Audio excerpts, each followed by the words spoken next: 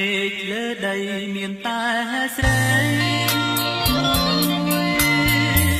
ថាជាជំនួយនៃជីវិតខ្លួនអូនស្នេហ៍អូនជាទុនអមរិតជួយប្រោះជីវិតឲ្យមានដងមច្ឆារស់បានអាស្រ័យគុំគីរុក្ខជាតិនាអាស្រ័យសន្សាររូបបងរួមបានអាស្រ័យថ្លៃថ្លា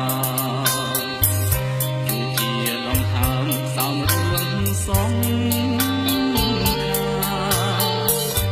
ក្នុងលោកនេះណាក៏លយ៉ាងមានអ្វីសំខាន់ដល់បងឡើយណាមានតែអូនមួយជាដូចនេត្រាដែលប្រាថ្នាជាគូលោកស្រី